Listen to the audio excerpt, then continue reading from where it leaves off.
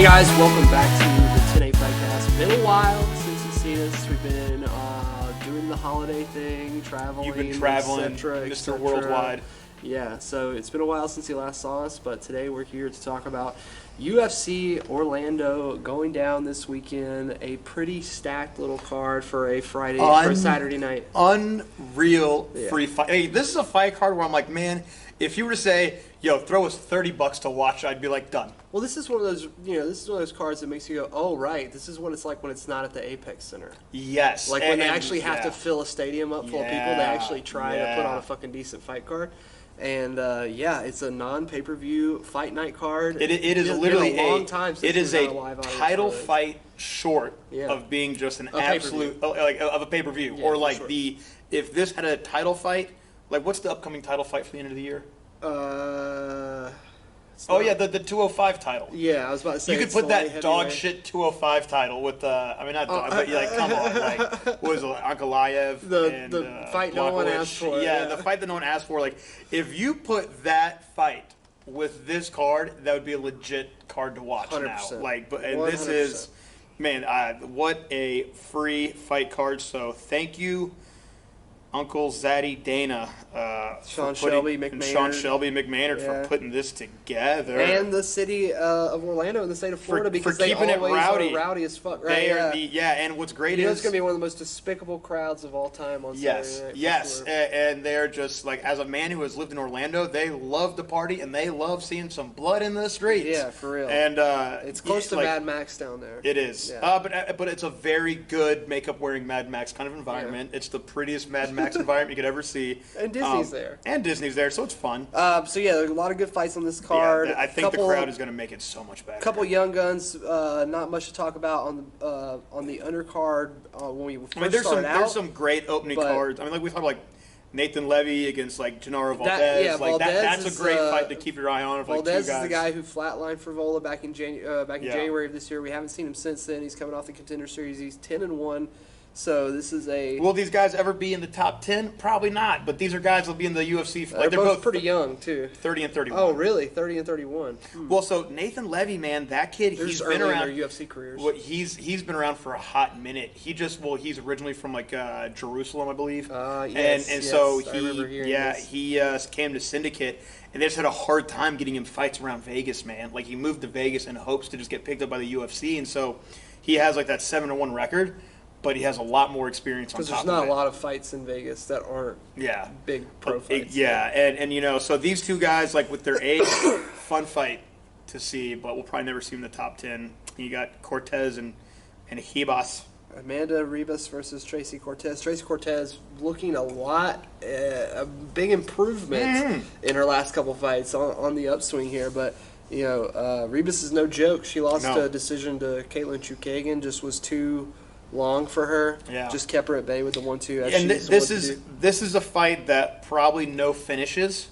It'll be tooth and nail to the very end. And I think for any women in the flyweight division, if you're coming up, this is a great fight to watch and study. Yeah.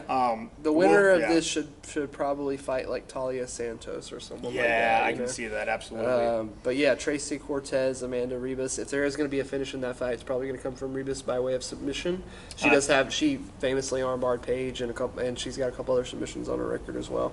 But I would imagine Tracy Cortez has been doing a lot of jiu-jitsu at her new camp as well. You got Darren Elkins versus Jonathan Pierce. Jonathan Neckbeard Pierce. Honestly, both of these guys have that extra chromosome factor. Yeah, they can take a lick and keep on ticking. And I love Darren Elkins, but I think that it's at that point where if he's fighting someone younger, you got to pick the person that's younger. It's tough. He's at the point like the damage is caught up. Like he's still kind of durable, but he just can't move and keep up with the younger guys, so he tends to get outworked now. Yeah, but if he the ability to take damage, if he can last long enough to slow people down, he always turns it into a fucking grind. And here's the great thing to see about these younger crops, and it's the ability to conserve energy through proper technique. And Darren Elkins is one of those guys who came to the scene where it was dog shit technique, but man, could he work his ass off. For sure. And these guys know, now these younger crops, they they commit to the consistent application of fundamentals over 15 minutes. So with the guys like with Jonathan Pierce, like, you know, he's not the most like flashy guy, but his technique base is still good. Yeah, he doesn't try to make mistakes.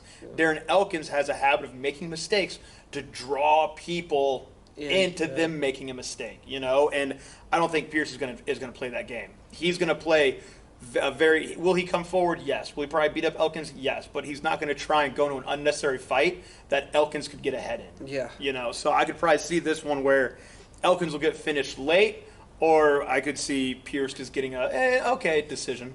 Yeah, that's usually how it goes versus Elkins. It's either like fight of the night contender. This where is the most technical fight in a cornfield you could ever see. Yeah, maybe Bryce Mitchell would be the only person that could be more technical. Can we get Bryce Mitchell against Darren Elkins? I'd love to see that, actually. I feel like Bryce has gone a little beyond old Darren now at this point, but that would be fun. Just the personalities behind that fight. And now the next matchup. I love this matchup. This is awesome. This is awesome. Michael Johnson versus Mark Diakase. You know, I remember it wasn't even 2 or 3 years ago. Mark Diakase was the next big thing at lightweight. Yeah. He came in. He had the 3 great finishes back to back, and then it was like 4 losses. In a row. Is that right? And then he's won 1, lost 1 since then, or so. won 2, lost 1. Right. Yeah. And then you have Michael Johnson. And Michael Johnson, man, coming back off of another knockout win. Yeah. Like doesn't stop. Michael Johnson knocked out Dustin Poirier. Yes. Let's not forget. He's got wins, dude. He's got wins. And people say, like, he's just about undefeated in the gym. Like, guys like Kamaru Usman will be like, man, that guy has cracked the shit out of me. Like, But it's just, can he put it together in that moment? Right. And that's the number one thing that separates people from being good in the gym and being a fighter. Can you put it together when it matters? This is one of those fights that's not the grandest stage. It always seems like the bigger the fight is, the worse he tends to perform. Yes. And this is not a very big deal fight, honestly. But the reason it was made was because these two guys always fucking come to fight. And what's great is that I think that, like, Mark Diakase, the big advantage he has is his technique and his patience. Yeah, and that's where sure. Michael Johnson is an impatient motherfucker. Right. And he is great at being the more technical, patient fighter. I see a double hook knockdown. I could see who gets up from the knockdown first is the winner. Not like in like a Rocky style, but like whoever like scrambles back first from them both flooring each other. Fedor Mitrione. Like Fedor Mitrione, like who was it? It just happened recently. It just happened recently. And actually that's my buddy Jimmy's cousin.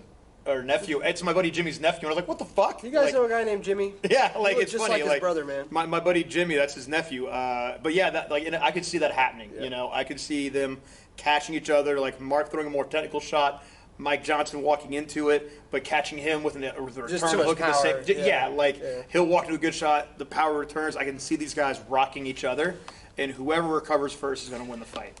Diakase 16-5. It's a far cry from where he came in at. Yeah. The next fight, Battle of the Old Guys. Guida versus Holtzman. This is a fight, you know, either guy could finish each other. I think with a thing to look out for. Is Holtzman still out of Jim O? I believe so. Okay. Yeah, I think he still pops down there. They still keep him on the IG. Yeah, right, yeah. Oh, that's right, because Brian Barberana's out of there, too. Yeah, I was thinking, like, they're probably just out of the same camp for it. But, you know, Scott Holtzman, like, I think his glory days are behind him. Clay Guida, his glory days are way behind him, but Clay is still very competitive. And I think we're going to see some awesome wrestling scrambles. Guida, 37-19. Fucking wild record. What a wild record. I think most of those are under the UFC banner, like he's been around so long. But yeah, Holtzman, I remember when he first came into the UFC, he was a finisher too. But he also came to the UFC a bit later. I agree. Yeah, 100%. It was already like, it took a long time for him to get here. Yeah, like Hot Sauce was well known around the area, fighting especially for like around XFN and Tennessee and stuff like that. Yeah, man. But you know, I think like what I saw this matchup and I went, you know what? I like this matchup for both guys. Could you really decide who might win off the bat? No. Both these guys could just get the back, get the ring, and choke. It's who's going to win the wrestling scramble. And I think for, you know, anyone that is a newer amateur fighter in MMA, if you have a wrestling background, watch this fight. We talk about watch where these guys fight for each other. You're going to see these guys trap each other's thighs and try to sit out and cut out on each other, and they're going to have some great scrambles. But it also, this speaks volumes to how the UFC treats you if you're a former champion versus a guy like Clay Guida. Like, if you're a former champion like Frankie Edgar and you're like, oh, I want to have a retirement fight, they put you up against the youngest, hardest, most Yeah, impossible sure, your guy. kids get some free But tickets if and you're they'll stick Clay to Guida wrestling for and the you've rest of just their life. always been an exciting fighter that has just occupied right at that mid-card spot, and people love you, people want to see you fight, they're like, sure, we'll give you a couple more old guys if you want to do 3 or 4 more fights. Cool, Clay, why not? And Clay's like, I'm cool making making what I make because I also have a very successful charter fishing business and a couple other business ventures. Like, I just fight for fun. You Clay know? being 40, Scott being 39. And it's this is a very winnable fight for both of them. And it's just like this could feasibly be a good retirement fight for Guido. We know it will not be. It will not be. But you know, it could very feasibly be a nice one to make. And it's like this is a matchup that they should make more often, is like matching up guys that are in the same place in their careers after their best days are behind them, rather than like, oh, you know, Frankie's been knocked out twice in a row, let's put him up against another guy who can flying knee. This is like a better version of the two uncles who both wrestled for different high schools wrestling at the family barbecue. Yeah. But with some fists involved. I would have went to college if it wasn't for my knee. Almost had that scholarship. Then Angela Hill, Talia's favorite man, versus Emily Ducote. Big motivating, a big source of motivation for people who started late in the game. For sure. But man, we love Angela Hill, but Emily Ducote, she's that new wave. She's got every advantage I can think of over Angela. And she doesn't have like a specific specialty coming into this fight. But she's just better and she's just kind of younger and better than Angela Hill. Yeah, and we need to see like a whole decade. We need to see the Angela Hill of old to really come out in this one. Like Angela's really good at. She's like the female Benson Henderson. Yes. She's very good at making the fight seem close. If Emily decides to turn this into a kickboxing match or a Muay Thai fight on the feet to prove a point, that's where Angela Hill's going to have her best advantage. I agree. But as soon as Emily Ducote gets hit and tries to turn it into an MMA fight, we're going to see Angela Hill get it. Angela's got great cage work too. Great cage work. She's really looking good. And people need to give Muay Thai a bit more credit for your wall work. You know, a lot of the frames that you fight with in between are all fundamental Muay Thai clinch work and stuff like that. She keeps great space. She's great at getting underhooks. She swims for the legs to create hip bumps to get off the cage. Emily Ducote, I think, is just... But Angela Hill does it just to get back to the feet. And Emily Ducote, I think, does a better job of... If they get to the wall, she's going to navigate that fight a little bit differently, you know, where she's like, yeah, I know you're going to go off the wall. We can see Emily Ducote, if she goes for a body lock, we can easily see her just drop down and snatch it into a single or a low ankle pick to a double or something like that off the wall. She's just a more complete, exactly. Like Angela Hill is like one-dimensional just to get back to the feet, where Emily Ducote's like, yeah, I know you want to get back to the feet, and I think that her cage work radar is going to let her know, like, oh, I know where she's trying to go, so let me just go with her to turn into a snatch.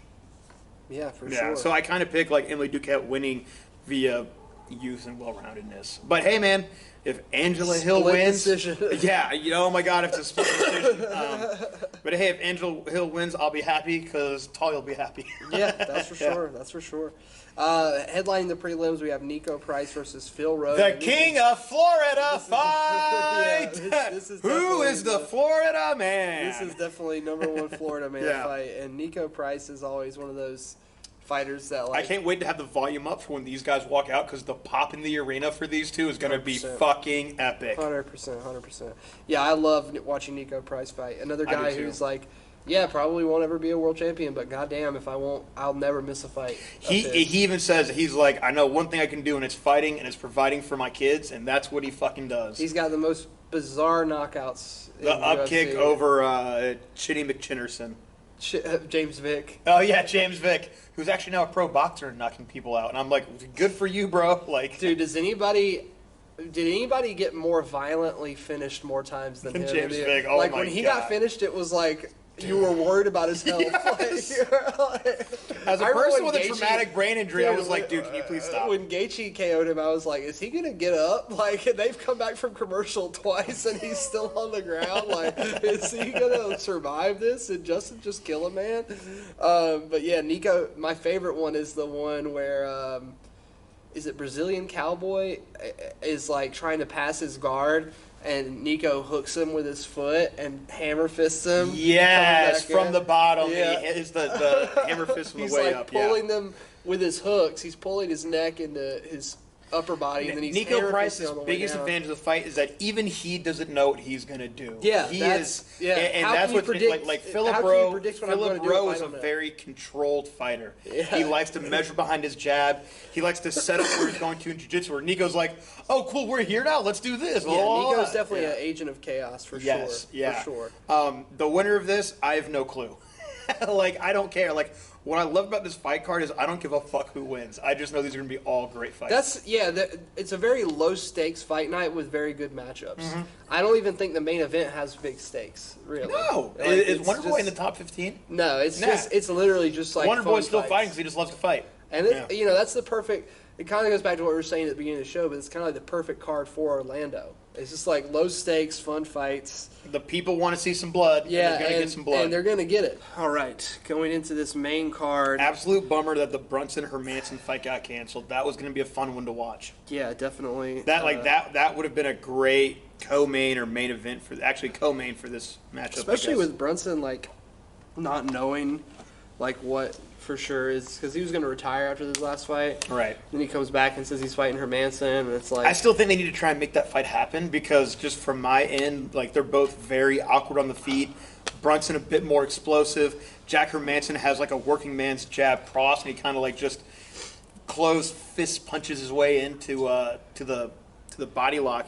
But I really wanted to see them go to the ground. I would have really enjoyed seeing the matchup if it goes to the ground. yeah. Yeah. True jiu-jitsu versus true wrestling. Shit, get them in a combat jiu-jitsu match. I think that'd be fucking cool too. Dude, yeah, Derek's not doing this shit. No, he's not. No, he's like, no, y'all got to pay me. Yeah. He's buying houses, That's and what I was thinking, he's like, I'm yeah. trying to retire soon, man. Like, no. Yeah, combat jiu-jitsu is fun. Derek doesn't want to do anything that's fun. Then you have Eric Anders starting off the card, yeah, taking boy. on Kyle Dawkins, and yeah, Eric Anders definitely a super athlete, Yes. and that's kind of been his biggest strength and his biggest weakness in his UFC. Has run. one of He's kind the of greatest. lean. He's the one of the greatest football players of all time for Alabama. I know, that Yeah. too, and he trained a lot in Decatur with my boy Brandon McGaffron. That's right. Yeah. And has leaned on that athleticism heavily in the middleweight division. And the middleweight division's just slightly too good for that to fly. Yes. You could probably have gotten away with that if you were a little bigger and we're at 205. You probably could have gone all the way to the top 5 with just the amount of athleticism you have. But at middleweight, there's guys that are just too technical for you to breach that top 15 or 10 with just athleticism. And what I like about this matchup is that someone like Kyle Dawkins, hands down, one of the best middleweights on the East Coast. Yeah. But I think that's where the line kind of draws for him. And it's a bummer. I remember seeing him fight live on CFFC cards not too long ago, and I was like, oh, shit, this guy's fucking good. And everyone was talking about this guy going to the UFC. However, it's no one was also saying that he was going to be a UFC world champion. Same thing with his brother. Same thing with his brother. Dawkins rules. Dawkins rules. Dawkins rules. But no, Kyle Dawkins, man, very technical. But, Anders' advantage in the athleticism is going to be way bigger than Kyle is not the Super most big. athletic middleweight. I love seeing the technique he has. But for as fast as he is, technically, he's explosively slow. Yeah. And all it takes is that one mistake from Anders. So these two guys are kind of fighting for best middleweight on the East Coast. Someone get an East Coast title for these guys for this matchup. I kind of see this matchup going in the favor of Eric Anders. I do too. Just because but he has a bit more durability, and when the going gets tough, the tough get going, and Eric Anders doesn't fucking stop until you have to kill him. Could Kyle Dawkins snatch a guillotine or find his way to the back? Yes, but that's a big maybe. I definitely see Eric Anders just athleting his way to the top of this one. My biggest concern with Anders, outside of the fact that he's just 35, is the fact that he has been held down and almost submitted. He was submitted in 2 fights ago, and then Right. The Iron Turtle held him down and just But fucked him up. For Kyle 3 rounds. Dawkins doesn't have And- the wrestling pedigree that those guys have. He's a bit longer. But do you need it? Do you need it with? Do you need it with Eric Anders to be able to wrestle him down? It's not so much Kyle Dawkins will not get a takedown, but if Eric Anders puts himself if he slips. Yeah. Like because he's not I gonna see, shoot like on him. Yeah. Eric Anders' biggest holdup in this fight is that he gets a little bit too wild. Is that he tends to over punch. And Kyle Dawkins' best way to get him to the ground is if he can time a punch to shoot into the legs, and maybe if Eric Anders happens to, like, when he whiffs on a head kick, man, he whiffs bad. And Eric Anders, I think, has like fallen from a kick in every fight he's had. If That's I'm not true. wrong, Yeah, you're right. And that's Kyle Dawkins' biggest advantage. Football is that, players tend to be like that. They're not the most sure-footed when it comes to kicking. well, right? it's their backwards movement is way better than their forwards movement. Forwards, they all look like drunk toddlers. Backwards, they look like ballerinas with ice skates, and they can just move left, front, center. But yeah, I'm just curious to see who just makes a mistake first. Yeah. Guys, don't ask me for betting picks, please. I will just infuriate you and go, I don't know. I just give my 2 cents. Yeah. Sorry, and Zach we're Smith. usually pretty wrong. Usually kind of wrong, we yeah. are wrong. But that's what I fucking love and I think, hate about this. if you look at the Gianni the Greek guy, yeah. somebody did data on his MMA picks since he started working the desk at UFC. He's like less than sub 30%. But it's like, but that's it has like the all most MMA underdog bets. wins. Yeah. Like, it is almost better just say fuck it and put your money on all the underdogs. I mean, that's what I do. Yeah. Anytime there's a plus 900, plus 800 underdog, I always put a little money on them. Yeah. So, like, even though I would have never come out publicly and said, I think Amanda Nunes will lose her title to Juliana Pena, I still put $100 on Pena just because I was like, oh, well, Who knows? if I'm going to bet on anything MMA this whole month, then I might as well bet on the biggest underdog. And sometimes that works out. The one time I didn't do that was the Leon Edwards versus Kamaru Usman fight because I was so convinced. And the odds weren't crazy enough. Like, usually it's women's fights that get the craziest because the discrepancy in skill and discrepancy between Valentina, Amanda, Kayla Harrison is a good example. They make I need these to go back and watch odds. the fight because they had it on, like, what, Wednesday night? It was on a pay-per-view, first of all. It was on a Friday night at pay-per-view. Yeah, they Friday night. completely botched it. I don't know I how honestly had no PFL idea that fight was going on, and then I saw the next day Kayla Harrison lost, and I was like, who the fuck won the World Series? It was the night of champions. It was the night where everybody won the $1 million. Yeah. So they gave out $3 million checks, and it's like nobody watched And I think they made $100,000 off the pay-per-view. Not Jesus even. There's Christ. no way they even made that. I mean, it was one of the biggest miscalculations I think I've ever seen in this fight game, that they thought Kayla Harrison was enough to headline a pay-per-view. That's what happens when you have CTE running a fight promotion. And they thought that they could charge what they charged for it, too. Like, if they charged $10 or $15, like some of these local promotions, I'd be like, yeah, sure. But they $49.99. That's $10 less than a fucking UFC. I remember that being like the price of a UFC pay-per-view like 15 years ago. But Brandon Lugain had an awesome fight. I heard. He fucked up, what's the guy's name? Bubba. Oh, really? Bubba Jenkins? Bubba Jenkins. They had a pretty good fight in the first round, but at every moment past that first round, it was Brendan like Lochran just knows how to stay He just started going ahead. And then by the end, it was like you were begging for Jenkins to just kind of fall over, like, because he was getting beat up so bad. Really bad. It was bad. But he had done some damage to Lochran too. I mean, it wasn't like a very one-sided affair. It was just like Logan was too good on the feet, and he didn't get taken down. And the way Jenkins was approaching the takedowns was it wasn't very sound for MMA. It was more like a traditional wrestling approach. Very, like, low on the ankle picks always, not really trying to, like, implement the cage at all. Yeah. Just gets to the ankle pick. Logan kind of gets his footing underneath him, and then now Bubba's just knew how to be there. just offline enough. Yeah. Yeah, definitely. And then as far as the Harrison fight goes, I mean, I thought it was really close. I mean, I would have to watch it again to be sure, but in the moment, I was like, I could see how they would give this to Kayla or the other girl.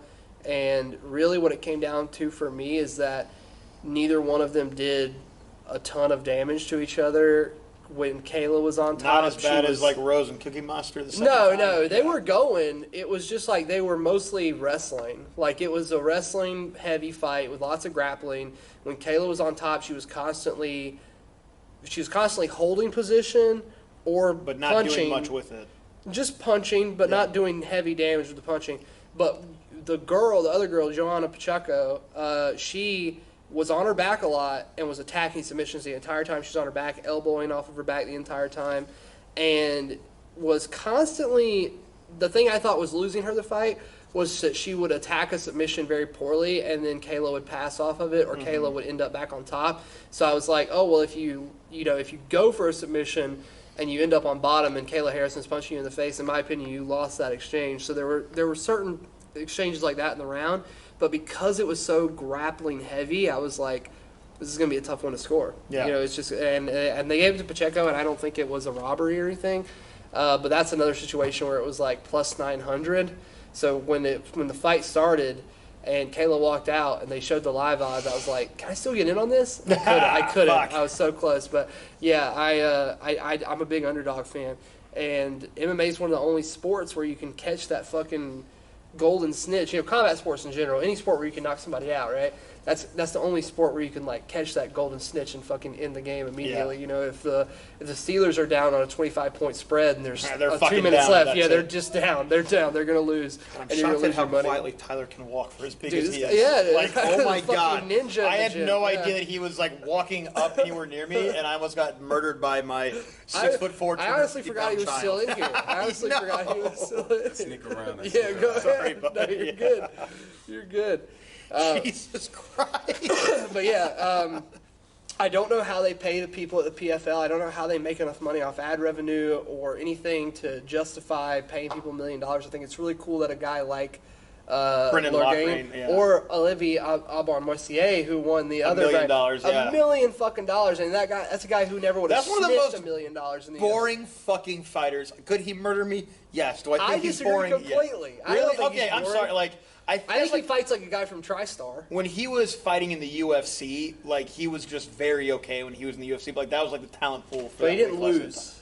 That's I right. mean, he didn't lose. it's yeah. like he's one of those guys where he's not buzzsawing through everyone. Yeah, I knocking just never everybody got out, excited to see but him fight. He's Is he good? Yeah, he decisioning is. the shit out of everybody, Yeah. and could beat good guys, and wasn't necessarily on a downward spiral when he left the UFC. I mean, he probably just his contract came up. He tested free agency.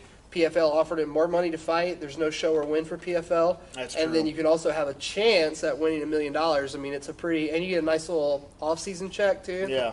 I mean, it's a pretty sweet deal for a guy like him or a guy like Brendan who fought in the Contender Series and didn't get the contract. Now he has $1 million check.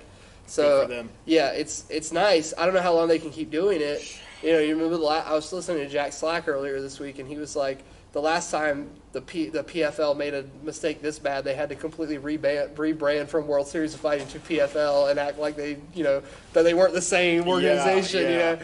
And I'm wondering, like, how much shit did they eat between Kayla losing and between people not buying this pay-per-view? Anyway, back to the UFC. Jack Hermanson will be taking on Roman Dolidze. Is that how it's pronounced? Roman Dolidze. Roman Dolidze, who knocked out Kyle Dawkins and also knocked out Phil Hawes. Was that the last person he fought? Yeah, so he's two knockouts back to back. Giga Chikadze. Yep. He's a really established Georgian kickboxer. And man, is Jack Hermanson good at getting uppercutted. Yeah, he's Like, really good at it too. Yeah. And it's like Hermanson had that little brief run where he was kind of sniffing at the top 5, and it was just like he was taking shots, but he was taking shots, getting in and finishing people's submissions, and it got to the point where it's like, ooh, he's taking a lot of shots. At his age, there's only so long you can keep doing that, and you definitely cannot do it against this motherfucker like right here. he really, like, Jack Hermanson really tries to just punch his way in. Yeah. Like with no real educated striking. Bye, Tyler. Later, dude. He forces his way in, and like what I don't like about what he does with this, and he's so long, and a body in motion stays in motions, and he kind of literally crashes into people's punches. And there's one thing you see Jack do is he starts with a fist, and he doesn't let go until he's about to grab you. And if you get hit while you're making a fist, you're getting hit twice as hard as you intended to get hit on the way in. And that's just like that.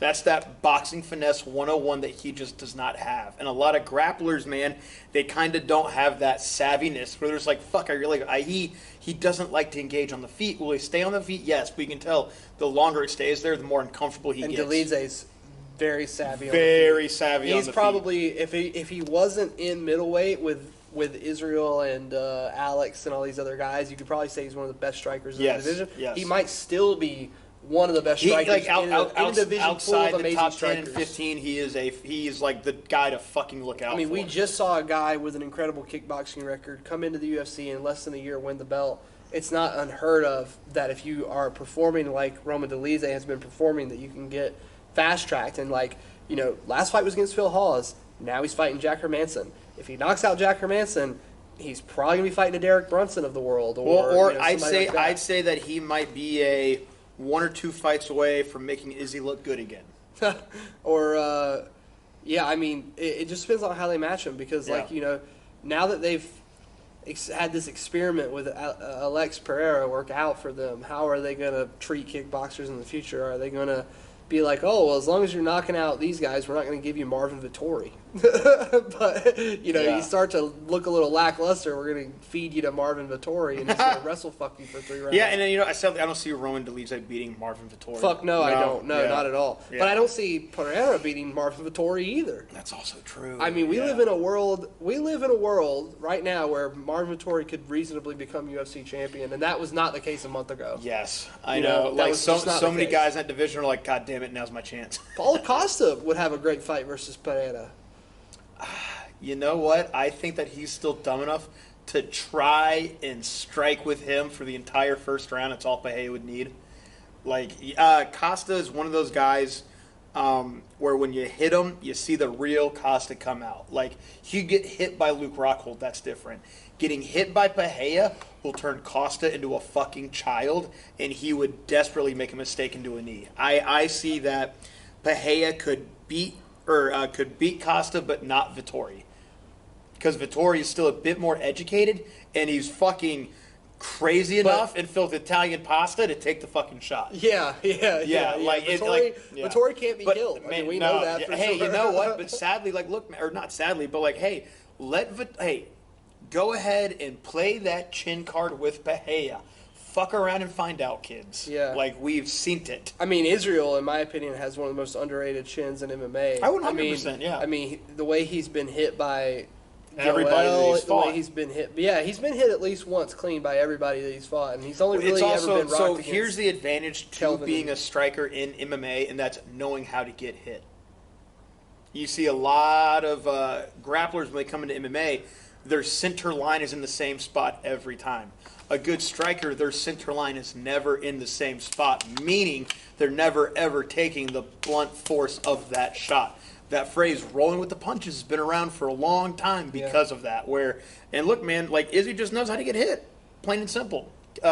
Vettori, even when he got fucking stuck in that 5th round, he didn't go down. Yeah, exactly. Everybody else, I think, would have went down. So, yeah, like, good luck sitting still for a second against Pereira. But, like, middleweight's just an interesting... The great thing is, like, that's what's so fucking interesting about Pereira is let's just find out. Yeah, like, middleweight's in an interesting spot right now because you know they're going to do Izzy and Pereira again. Yeah. So it's like now the rest of the division has to really flesh itself out, and somebody has to stand out as the next person, right? And so you have Cannonier, you have Whitaker, you have Vettori, who have all challenged multiple times and failed. And now that Pereira is the champion, like, those are all really interesting matchups to make. And they're all rooting for Pereira to win the defense again. Because they just want their shot at a new champion. Because I think Robert Whitaker runs through Pereira too. I mean, I think that. I think so too, but he's just not if there's one thing enough. that you see of these guys is that they will all get hit. And we also see that Pereira, like, I think that he has enough savvy working with Glover to survive. I was about to say, you know, that's what he's working on every day now. Like, you know that he is doing enough to survive and work it back to his game. Will he probably get wrestle fucked if he actually winds up on his butthole to the ground? Like, well, I mean, you know what Justin Gaethje said. What? If one man can hold you down, anybody. Two men.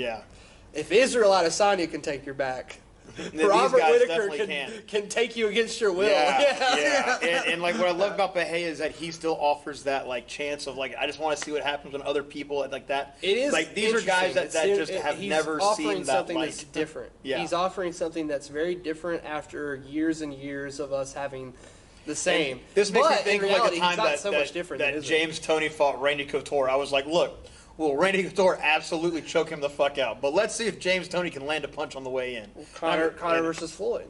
Conor versus Floyd. I'd like to see if Conor can land it. Man, and like here's the and thing. Conor landed. And when I saw that fight, I had gotten to so many arguments with my students that were getting into fighting because of Conor. They were all trying to fight. I was like, guys, he has no fucking chance against Floyd. And I'll tell you this. I told my guys, look, Conor will hit Floyd once. And they're like, and he'll be fucking out. And I'll be like, no, it's called he's been getting punched like that since he was a fucking kid. He's going to get hit with a shot, and then the cat's going to kill the fucking mouse. Like, it was cat and mouse, and then Conor found that uppercut, and he stayed in that same spot the whole time and turned himself into a fucking punching bag. Mm-hmm. And I was like, that was one of those things where I told people, I was like, I don't like to make sure bets, but there's no fucking way that Conor is beating Floyd. Like, even, I mean, maybe now with all juiced up Conor. But it was interesting enough to want to see it. It was still, I was so out of my mind. I was holding on to the carpet, not float away. Now people think about it, and it's like, why was that ever allowed to happen? But you got to think the guy just made Eddie Alvarez look like a fucking amateur. But that was also someone that was a Golden Glove amateur boxer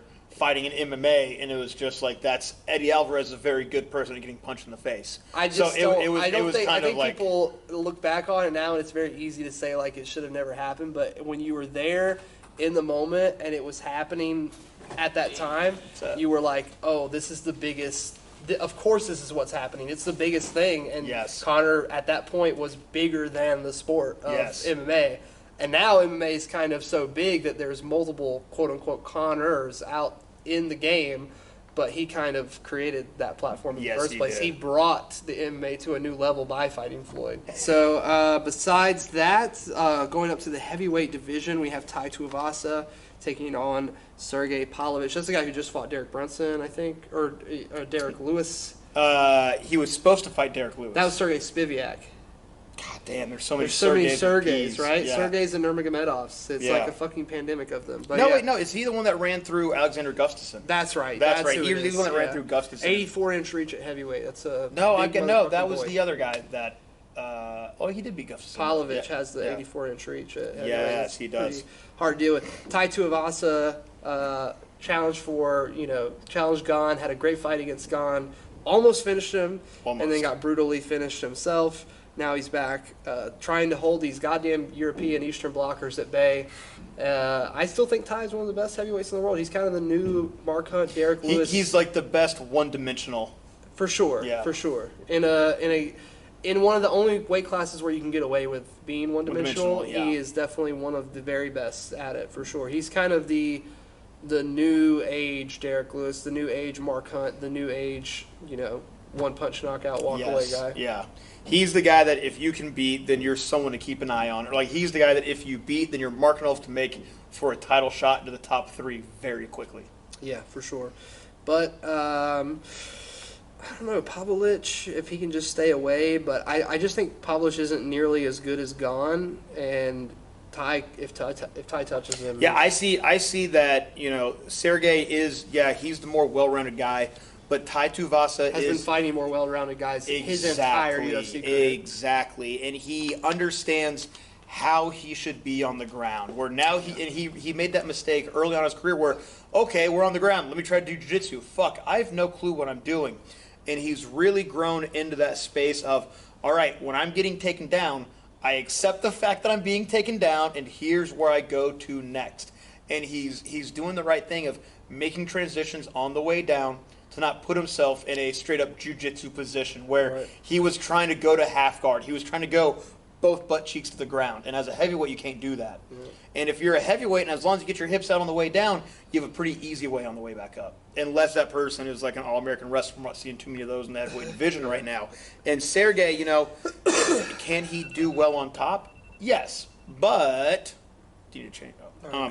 But no, I feel that, this is going to be a good coming out party for Tai Tuivasa's his growing, well-rounded game. He's really got to defend his position in the division. Yes, He'll be gatekeeping this young man. If he can just focus on a bit more educated footwork to keep the fight where he wants it at, if he can keep his ass directly off the cage, he accepts the fact that he might get taken down, but don't turn a jiu-jitsu match, turn into I just can't get pinned down. I think that this is going to be a good coming out party for Tai Tuivasa 2.0. Okay. Yeah. Mateus Nicolau taking on Matt Schell. Matt Schell is Man, it's been so fucking good. wild to watch his progress since that show Caged, which I'm bummed I can't find it on YouTube, or I think maybe you can find it on Amazon Prime. We have to go back and get some of the kids to watch it. Did you ever watch that show? I've watched it. It was the most drama-fueled bunch of bullshit I've ever seen. But, like, you know what? For what the Louisiana fight scene was back then, it is... Danger Cage. Yeah, it's what you get. Yeah, I think Schell is one of those guys who's all action. I never get tired of watching him fight. Yeah. This is a fight that if you have smoked crack and you want to see the Matrix unfold, then watch this fight. Because these flyweights are like watching two cats in a bag. Especially Schell. He's just a fucking... and what I like about this, like Mateus, he's, all the flyweights are well-rounded. But Schnell is always looking to the next position. He's one of those guys where it's not the most intelligent approach to be a step ahead, but he definitely sees, I'm going here, and it's going to go one of two ways, and he recognizes immediately where to go off to next. Where Mateus tends to stay in one fight spot at a time, if that makes sense. Yeah. Absolutely. Yeah, I kind of see Matt Schnell kind of pulling ahead and getting a late submission win in this one. I think this is the Schell era for sure. He's really he's 32, and we're about to see him really shine for these next 4 years. Yeah, I think so too. Brian Barberena taking on Rafael dos Anjos. If I'm curious as will RDA try to keep it on the feet, because Brian Barberena is so good at making the fight bigger into a... He is so big compared to RDA. Yeah. But we've seen RDA manhandle bigger people with his body lock game. Yeah. We've seen him manhandle people with getting the inside trip and going to the ground and keeping that body lock on the ground. And he is such a fucking... he has not slowed down on the ground at all. On the feet, he's pulled back his volume a bit, which is what makes it really interesting on the feet. Because if Barberena can overwhelm him and RDA tries to be a bit too much of a sniper, then Barberena's going to have the best time of his life on the feet. I think that if RDA is going to win this one, it's going to be with the wrestling. But one thing that Barberena does do well is he addresses body locks well. If people go to that body lock, he knows how to pop his chest back in, get his hips out, get forearms back to that face, and pummel back in and break away. And so I'm curious as to see where if RDA is aware of that and he knows to go to body locks and immediately transition off, we could see Barberena get put on his butt real fast. Barberena's from a also transition to a single or double. Also had a little vulnerability with body shots. Yes. And I feel like RDA could really... He's got the old dent chest syndrome. That's true. People that got a dent chest usually kind of get hit in the body pretty good. They absorb it differently. Like their ribs are a little bit differently built. He's team dad bod, man. We don't like body shots. Yeah, for real. But man, that fight is what a co-main event to make. And what I like about Barberena is he is here for the violence. Yeah, he's come out. I mean, his RDA even admits he's a bit more on the retirement end. When he fought Robbie, he was like, that was his coming out party as one of the violent guys. Very weathered for 33 years old. Yeah. Quite a lot of miles on that, man. Yeah. But when you're from the woods of South Carolina, you get some extra. I mean, mileage what I love about Brian is that he will show up to a press conference in nothing but overalls, and I was like, man, that wins it for me right there, man. Yeah, I mean. There's a Matt Hughes used to do the same thing. Yeah. I mean, that's just how some people. No, I'm curious to see. Quite literally bringing the farm strength. Yeah. To the octagon. I'll be happy to see. I'll be sad to see if Brian Barberena massacres Rafael. But it would be so cool. It would be so cool. However, cool. I would also love to see Rafael outstrike and out martial art Barberena to a decision win. Yeah. Would it be the most exciting thing in the world?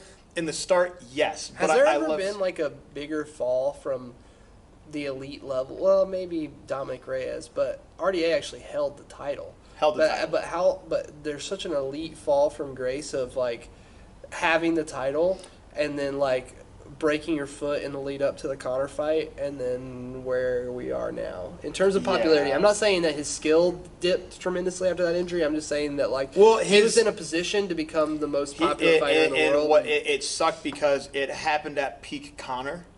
So because he pulled out of a Conor McGregor fight, he got fucking 300, 400 million people to start hating the guy. And it's like, look, RDA is still Conor the better fight. It was the Conor fight. It was the Nate Diaz one is what ended up happening because of that. And it's like, if RDA would have beaten him it's Nate wild beat him, how his skill set keeps improving, but his popularity tanked because he just happened to have to pull out of a Conor McGregor fight. Yeah. And Conor McGregor got the Hate Train Express curse put on the guy.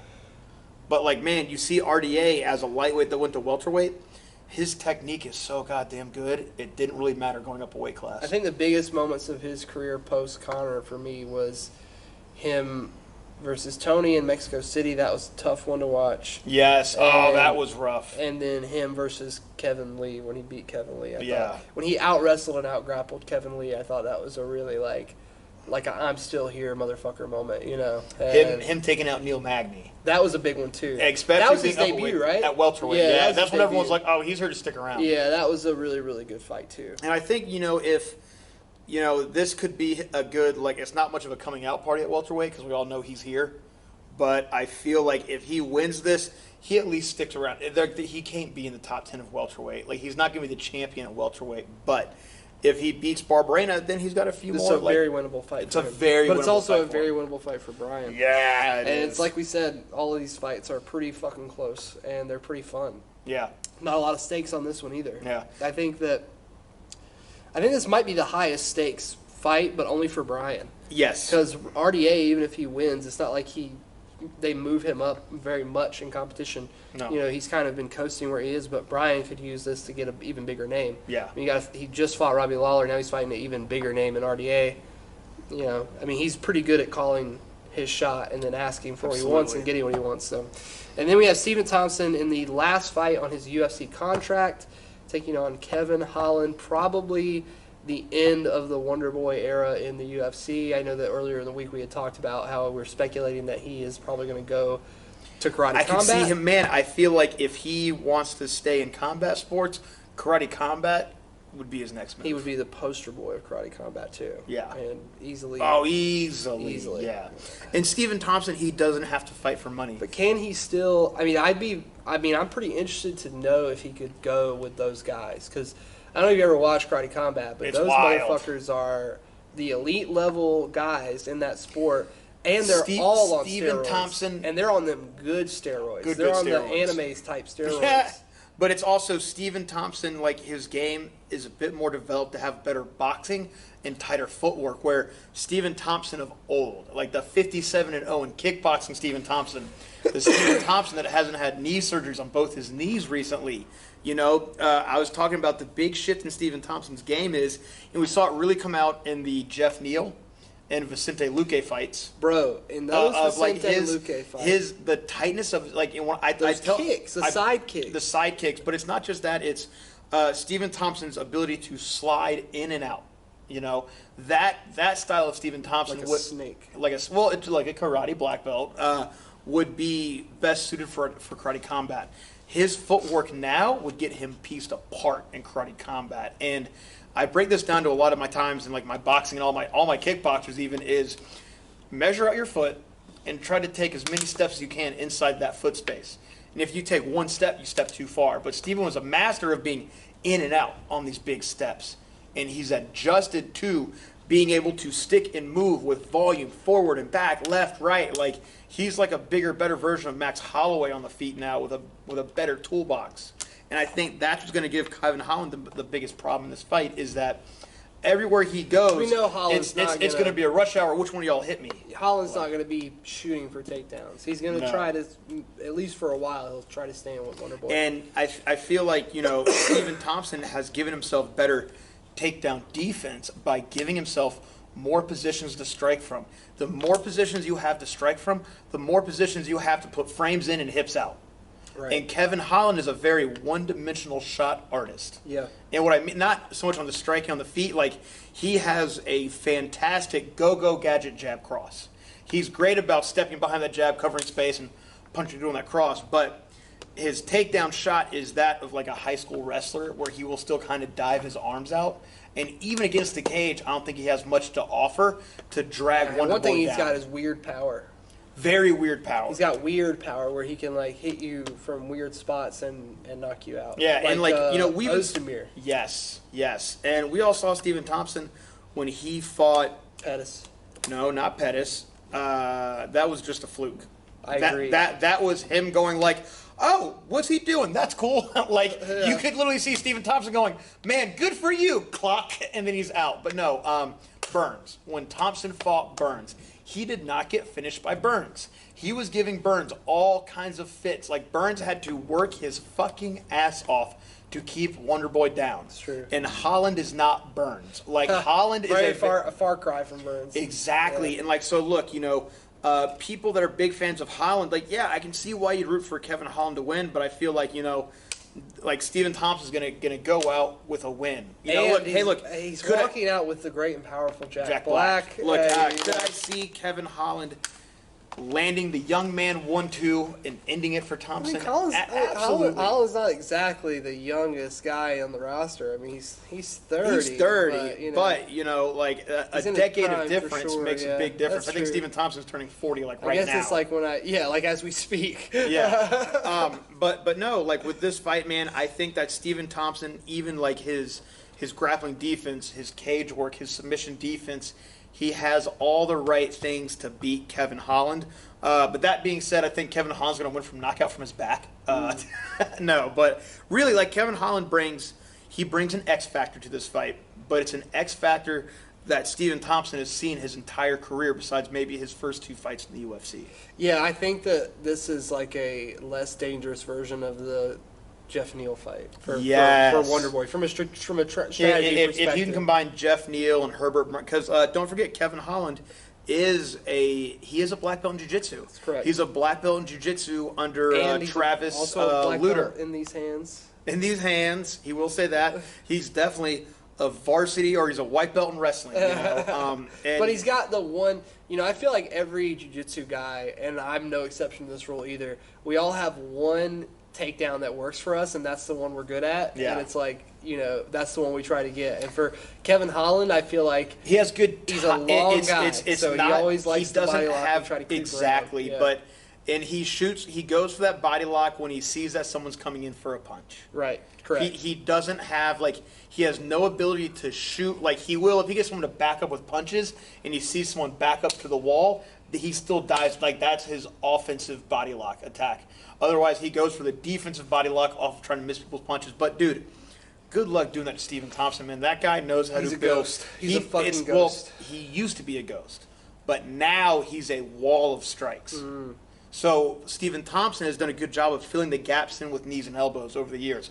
Because he takes smaller steps, he has more options for tighter uppercuts, elbows, and knees. And the tool that he has that nobody else has is the low line side kicks and the line side kicks to the stomach. So I'm Luke. That's how Luke really got fucked up. And that side kick is going to be a lot longer than Holland's jab crossing every the outside. time Luke went to blitz, he was catching a fucking side kick to the stomach and and then the face. And the face. I loved the when he fucked up Big Rig. That was one of the most satisfying knockouts because people were like, man, you're just going to sit there and get hit, and he was like, man, I just got to get hit. And that side literally kick. heavy bagged him on the fucking fence. Yeah. That was the Wonderboy, the first Wonderboy fight that I watched after I started watching UFC, I think, because he had already fought Shields and he had already fought Ellenberger. Yeah.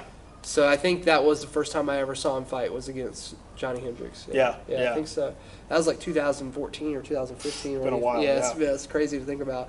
Fought for the world title twice, came up short. I thought he won the first fight in close, MSG. yeah. Personally, I thought it was one of those really, really close fights that's neck and neck. But yeah, I had that one for Wonderboy. But I like Wonderboy in this one too. I'm hoping that he can go out on a win. If he doesn't re-sign with the UFC, I definitely think he goes to karate combat. But man, I feel like that he has a better chance. But Stephen Thompson doesn't give a shit. But they can just find showcase fights for him. Exactly. Right. Yeah, so I kind of feel like Stephen Thompson, I feel like him going to karate combat would actually be the worst move to make. And I think what he should do, dude, just sign on for another 4 fights, get another $1 million, and then right off into the sunset via the UFC. Go ahead, get yourself some more highlight reels and keep those kids buying karate. You wouldn't want to see Wonderboy versus Raymond Daniels in karate combat? No, absolutely not. Yeah, Raymond Daniels would fucking I think so. murder him. Of course he would. He would yeah. destroy him. Yeah. Hell, however, maybe like Wonderboy 5 years ago. Yeah, I could see. But he goes to Karate Combat. He becomes the face of it. He becomes a 2 or 3 time competitor, and then he's a commentator, and then he's a shareholder. And I mean, they've really sunk their hooks into I think a lot of guys, Stephen Thompson should, if he highlight reels Kevin Holland, we could see him sticking around for another 4 fights. It would be a very lucrative non-title faced. I think you're going to be very hard pressed to. The UFC is going to be hard pressed to come up with the kind of money that Bellator, PFL, or Karate Combat are going to offer him. You think they can dish out what the UFC will I offer think him? Bellator definitely. But also, will. man, Stephen Thompson's a nice fucking guy. The thing about think Bellator, that he knows that if he stays in the UFC, that's just a better place for him to market his karate dojo. Maybe, but the thing about Bellator is that they are backed by infinite money. You know who? Spike, Showtime. I mean, they're part of a broadcasting conglomerate. Oh, really? They're not just Bellator MMA. They have infinite media money behind them, and that's why they're able to get Fedor. That's why they're able. Yeah, they're always going to be the people who pay the most. The only reason people, I think, say no to Bellator is because Bellator doesn't offer them, like they're not worthy of getting that kind of payday from Bellator, or they're just like, the media opportunity is not there with Bellator. And then the PFL has that $1 million thing, which really is a nice little carrot to dangle out. Because they don't have it for every division. But if you're in welterweight, like Wonderboy is, then, I don't know, $1 million is nice. And Rory McDonald almost won it, and Wonderboy ran through him. So, that's true. And that was a while ago. So, anyway, guys, we like Wonderboy on this one. We will be back next week to talk about the results of UFC Orlando. I have Toro Cup on Saturday. Woo-hoo! Trevor's got some students in a PKB on Saturday. And then after that, we'll be heading back here. We got our Sambo seminar here this Sunday. Yeah, Sambo seminar going down at Hometown Martial Arts. We'll be watching the fights here Saturday night. If you are at all interested in watching the fights with us, feel free to come through on Saturday night. We'll be here watching them at the gym. So, that being said, until next time, guys, enjoy yourselves and the fights.